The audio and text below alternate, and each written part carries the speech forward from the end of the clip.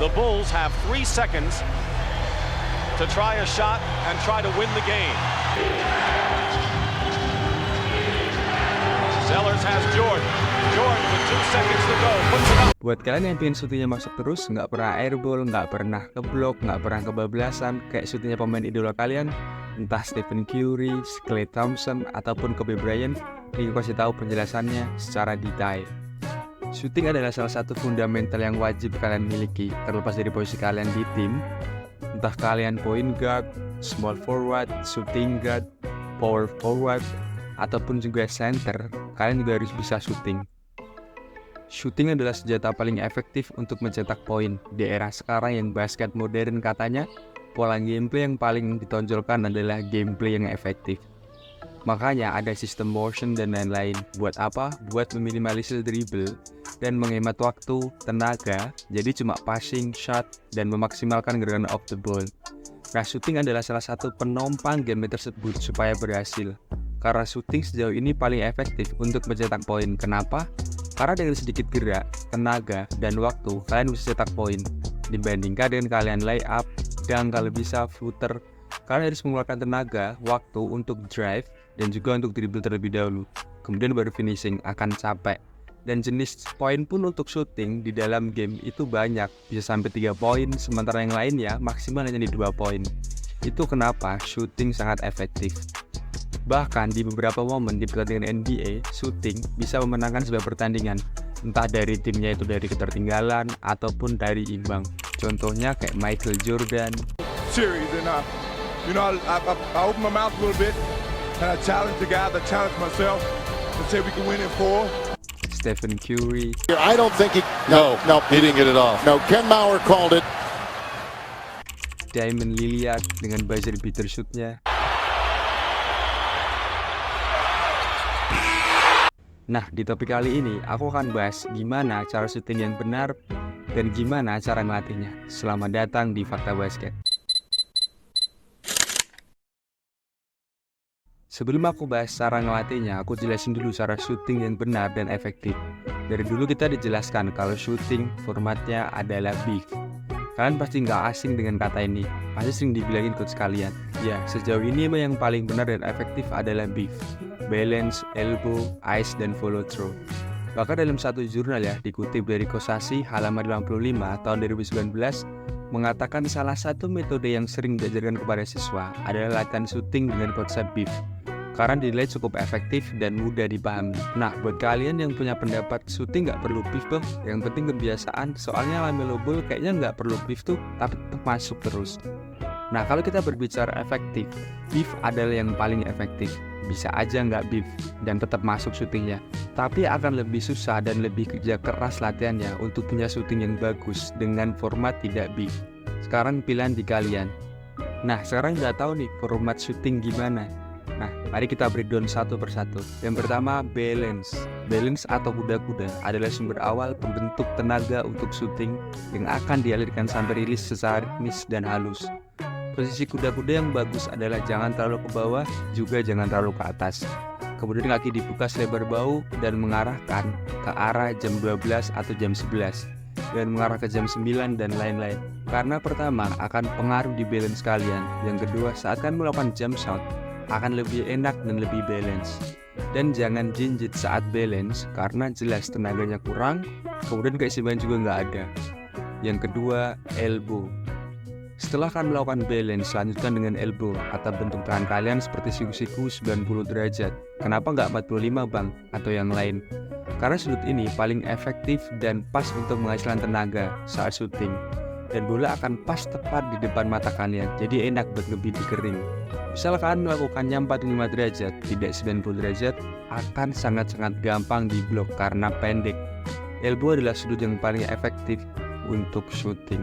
Yang ketiga, ice. Nah, untuk ice sendiri ini aku nggak bahas banyak karena intinya itu untuk ngebidik kering. Yang keempat, follow through. Cara rilis bola saat syuting adalah dengan tangan kalian, jangan terlalu ke atas ataupun ke bawah. Supaya apa? Hasil rilis syuting kalian tidak terlalu ke bawah dan juga tidak terlalu parabol. Karena ini akan menyebabkan kalian airborne.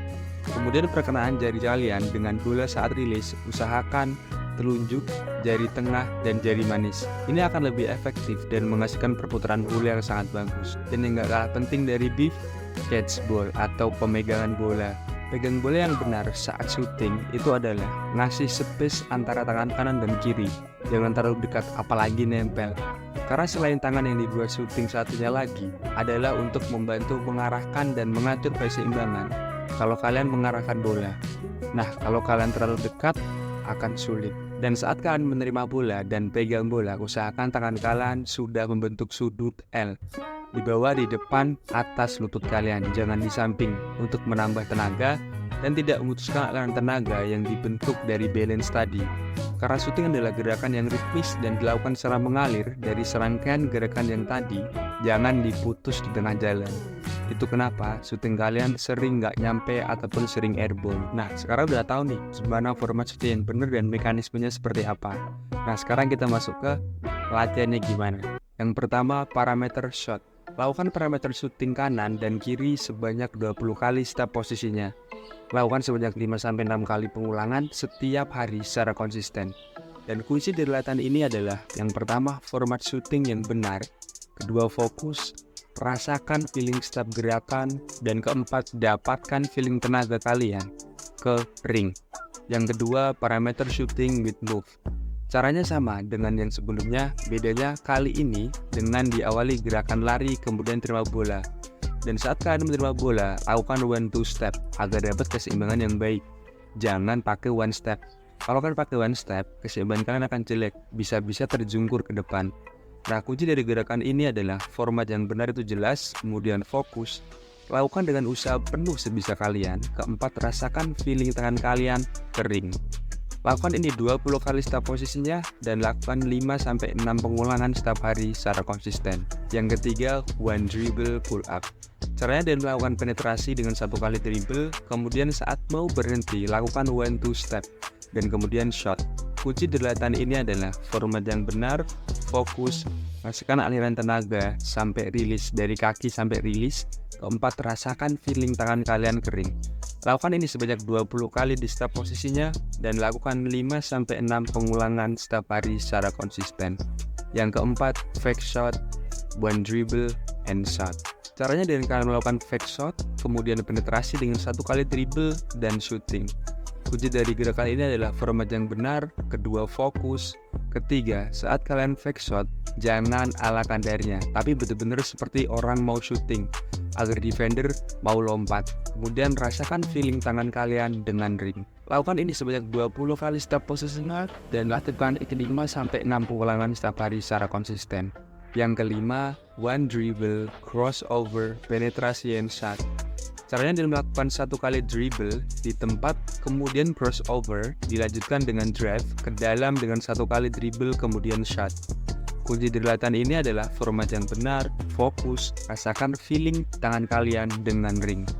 Lakukan sebanyak 20 kali step posisinya dan lakukan 5-6 pengulangan setiap hari secara konsisten.